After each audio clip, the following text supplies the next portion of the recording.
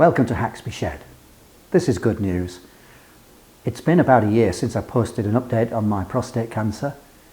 Now, my journey started in around the middle of 2021, and I put out my first video in September of 21, and I think it was Haxby Shed number 94. And a lot of people have joined the channel since then, so I thought it was worth just posting an update. Now, the trigger for my update was last evening. I had my 6 monthly check, so I'd had a PSA blood test, and I saw the consultant.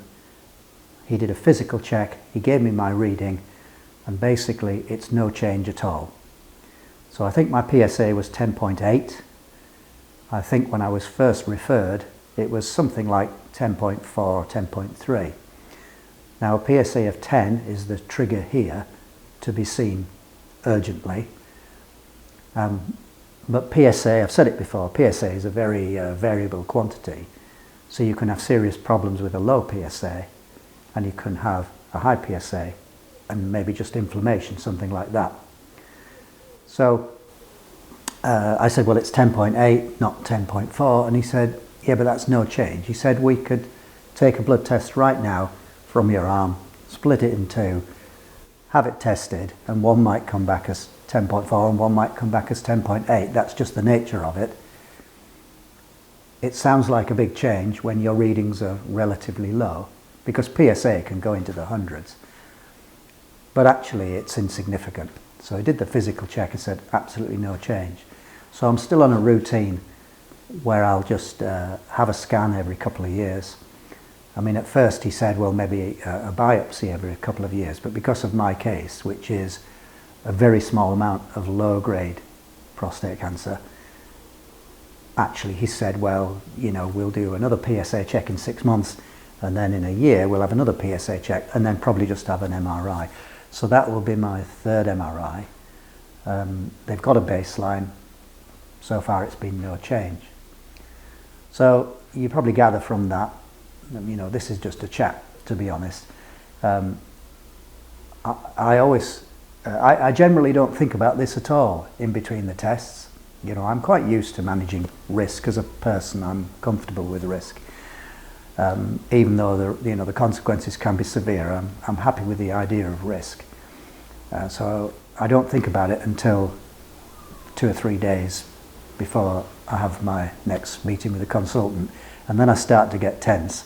And even though I talk about this now, I can feel myself actually tensing up, even though it's good news.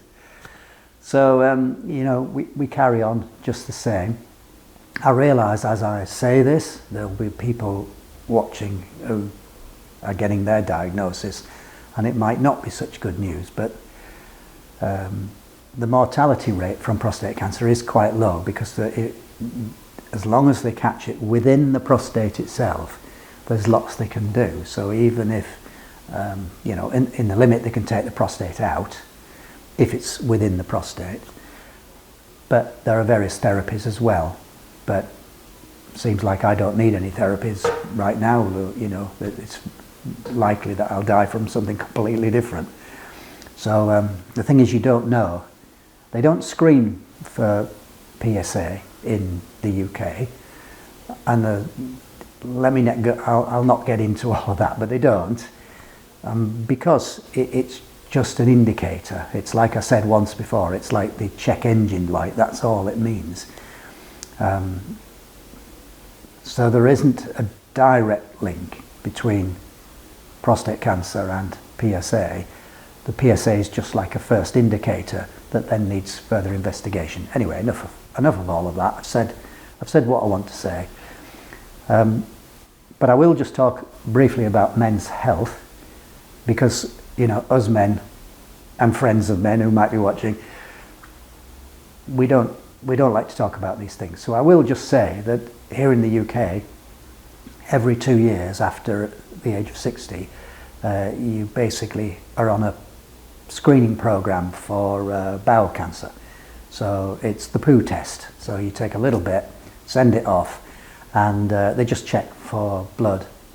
And if you have blood in your poo, it can be for lots of reasons, but one of them can be cancer, of course. And I'm fine.